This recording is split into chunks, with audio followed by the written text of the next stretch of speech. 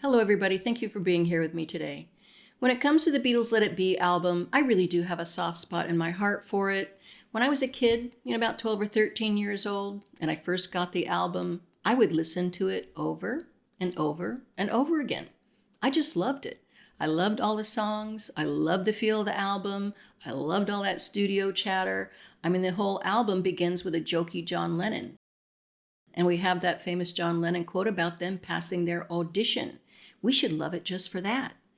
But I got to tell you, the penny didn't drop for me that a lot of the songs were performed live. I mean, even though it says it right there on the album, I know it says it right there, but I just wasn't putting two and two together. It wasn't until a few years later, I think it was around 1976, that I saw the movie Let It Be in the theater. And then I go, oh, okay, they're on the roof, and that sounds exactly like, how they're singing it, on the album. Okay, they're performing it live. These are the live songs. Okay, finally, I get it. So I walk out of that theater with a new appreciation, for them, the songs, the work that they did, everything. And I also walk out of that theater kind of saying to myself, man, that was a bummer, man. It really was a bummer. And I had this gloom kind of hanging over me, for decades, until about 2021, and we all saw the movie Get Back, and some of that gloom lifted. Yeah, they did suffer for the work and they went through a lot. It's just amazing that they shelved it. And it probably is a bit of a miracle, that we even have the Let It Be album and the Let It Be movie. No, it's not a perfect album, and I agree with a lot of people about the production on a few of the songs. But for me, it's a wonderful, warm, emotional album, and that's why I fell in love with it. I am not a music expert or an expert on Beatles songs, but I do know how they make me feel. Now, this whole album has a very warm, emotional, comfortable vibe to me, and all the songs seem very complex and layered. And all the moving parts are very interesting. And what I mean by moving parts, all their guitars, the bass, the drums, the piano and the organs and the vocals. It seems to me that they were probably trying to raise the bar for what they were doing in order to perform live, and with no overdubs. And therefore we get these seemingly simple songs that are quite complex and beautiful and full of Beatles magic. A few of the songs on this album are in my basket of about 15 or 20 all-time favorite Beatles songs, like the song Two of Us. Now that's a gorgeous Paul song. You have John and Paul strumming their acoustic guitars. You have John and Paul harmonizing. You have George with that melodic, bass part. And then you have Ringo with that warm, soft drumming, keeping everything steady as they drive down the road. To me, they're all in their feels in this fabulous folksy song. I've always loved the song I Dig a Pony, even though I never really got the lyrics, and I figured out years later that I wasn't really supposed to.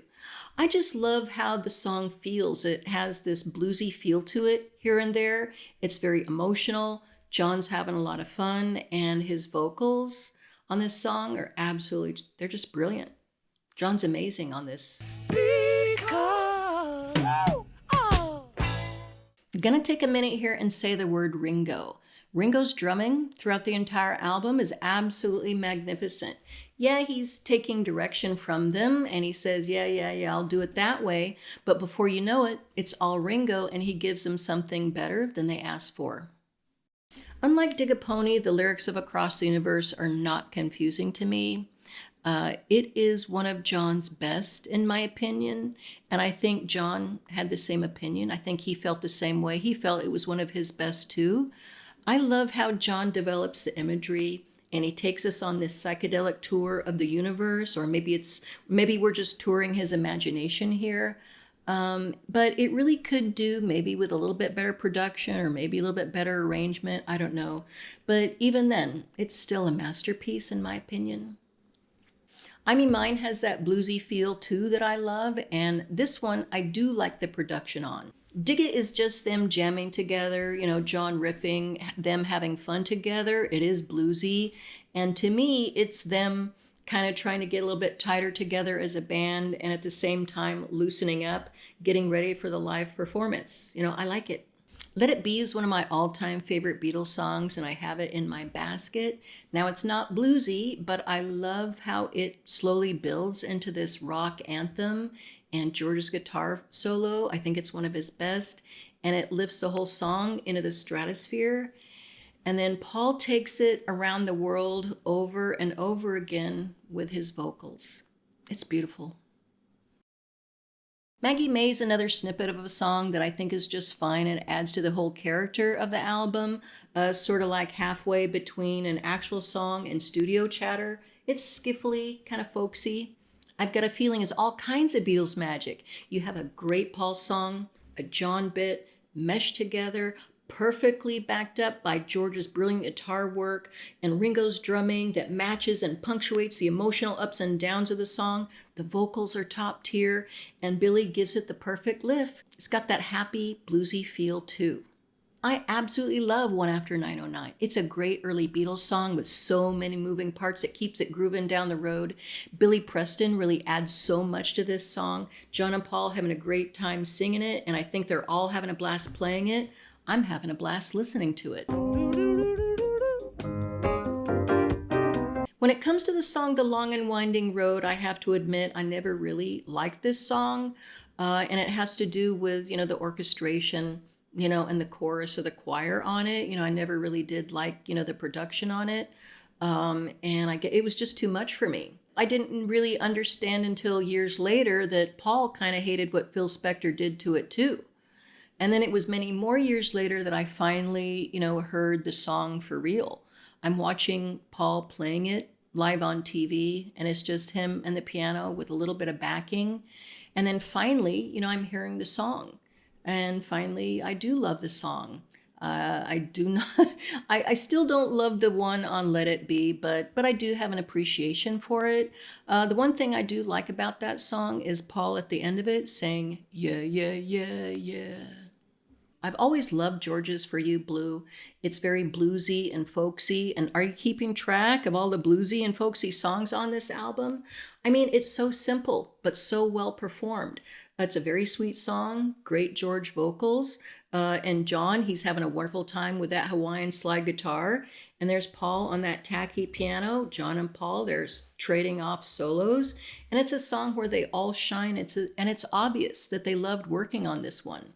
Another song where they trade off solos is a song, Get Back. Now, back in the day, Get Back was my favorite song on the whole album. Well, it's not anymore, but I still love this song. And it's very rocky and fun and yes, and a bit bluesy to my ears. They're all great on it too. And of course, it's a Paul song. He's fantastic, but I just want to say, Ringo. I do wish that this album had included another fave song of mine, John's Don't Let Me Down. It's a superior John Lennon song, and it took a while to get to where it was going, but to me, it sort of epitomizes what they were doing then. It's emotional, powerful, bluesy, rocky, and a bit intoxicating even, especially when I watch the live performance. I mean, John's vocals, they can get me drunk. And I'm not forgetting Old Brown Shoe. That is a fun, playful song that to me is just as good or better than Hello, Goodbye. And say it, it's a little bit bluesy. And make sure you listen to the isolated vocals for all the screaming and shouting on this one.